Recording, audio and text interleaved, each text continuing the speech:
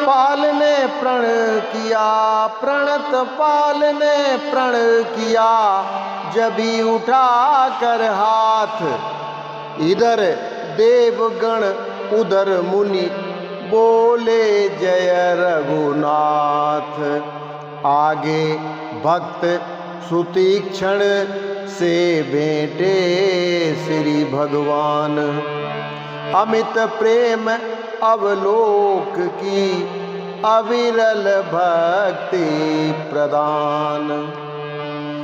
वही महर्षि अगस्त्य से मिले कृपा के धाम, पूछा रहने के लिए वन में कोई ठाम। ऋषि अगस्त्य ने उस समय समझ राम का भाव, पंचवटी के बास का रखा प्रिय प्रस्ताव। तब मुनिवर से ले विदा, लखन सिया के साथ, पंचवटी में कुटी रच ठहरे श्री रघुनाथ। बहती थी गोदावरी करती हुई किलोल, बोल रहे थे बनों में पक्षी गण मृदु बोल। बट विल्व रसाल कदली पीपल, उनसे चहुं ओर सटी थी वह, उनसे चहुं ओर सटी थी वह। कोमल विशाल वन पत्तों से परिपूर्ण पुरी पटी थी वह। बेलों या लता बितानों में वन देवी सी लिपटी थी वह। सचमुच ही हो बसंत रानी, पुष्पों से लदी डटी थी वह।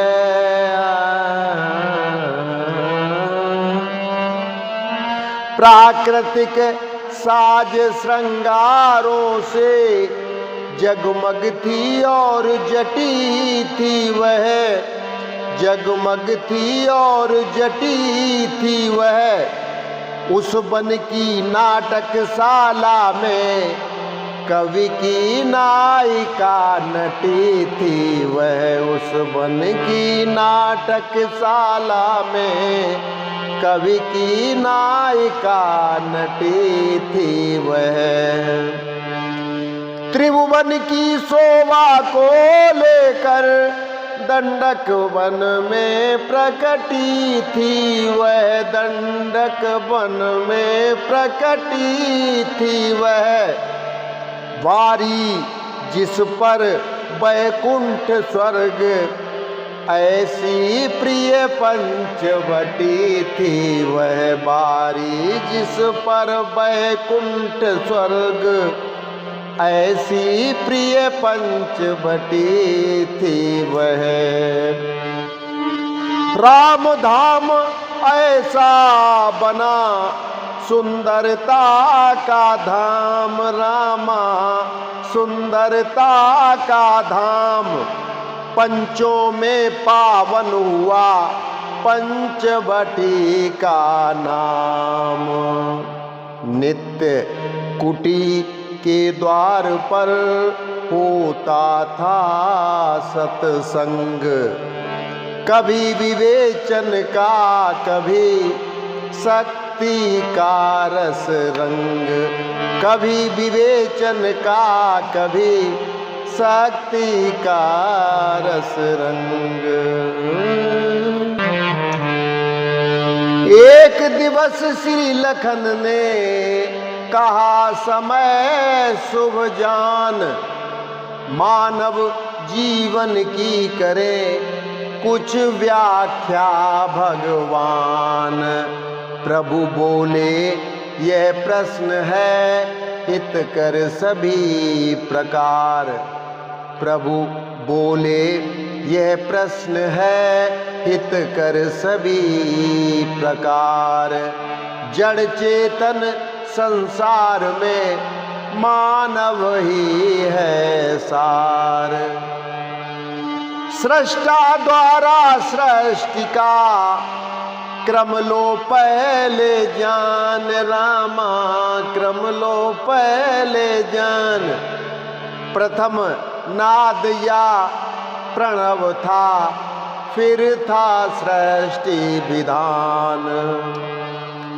उत्पन्न हो गए पांच तत्व, तब घास और वृक्षादि हुए। तब घास और वृक्षादि हुए।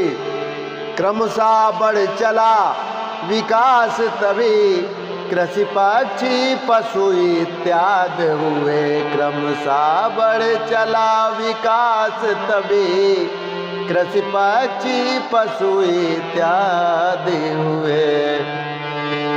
मानव शरीर ही भूतल पर, मानव शरीर ही भूतल पर सृष्टा का आत्मनि छापा है। सृष्टा का आत्मनि छापा है।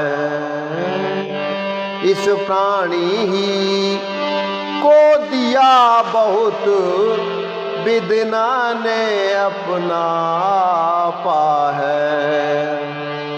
पशु पक्षी भोग शयन विचरण, लड़ने खाने में रहते हैं। लड़ने खाने में रहते हैं। जिनमें है अधिक विचार शक्ति, उनको ही मानव कहते हैं। जिनमें है अधिक विचार शक्ति, उनको ही मानव कहते हैं। पशु पक्षी का दल मानव पर अधिकार नहीं कर सकता है। मानव का दल पशु पक्षी क्या जग पर शासन कर सकता है।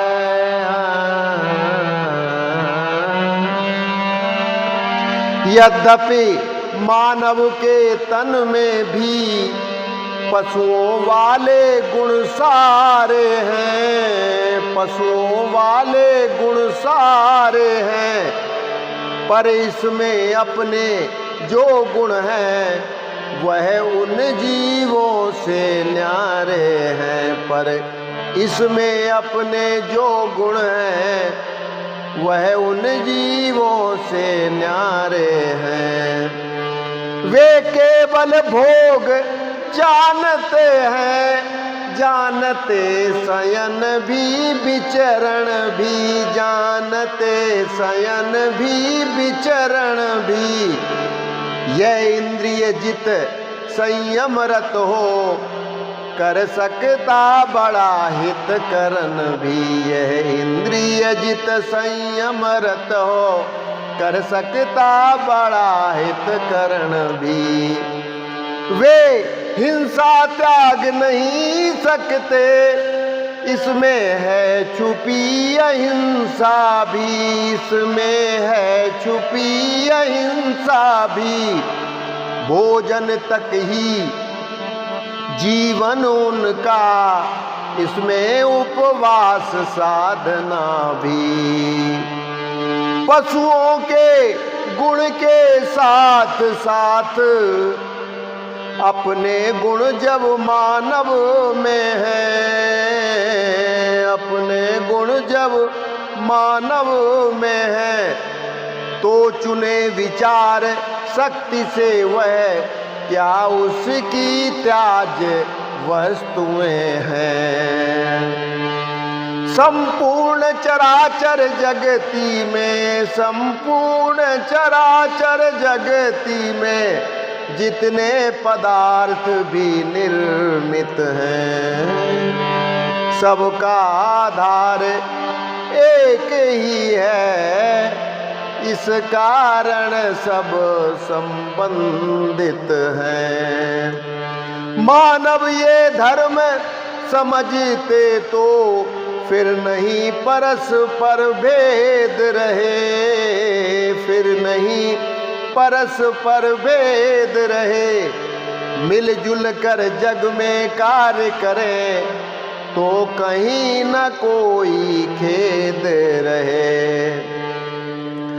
पर ऐसा कहाँ हो रहा है, नर नर से पशुवत लड़ता है। होकर मदांत निज स्वार्थ हेतु अपनों से आप झगड़ता है। बढ़ती है तभी विचार शक्ति जब सहन शक्ति भी हो भाई। मिलती है तभी शांति साक्षी जब विश्व भक्ति भी हो भाई। ईर्ष्या कंचन कामिनी मान और अधिकार नर का करते हैं पतन, यही पंच विकार। नर का करते हैं पतन, यही पंच विकार। तो बस आज के लिए इतना ही, कल फिर मिलते हैं। नमस्कार, जय श्री।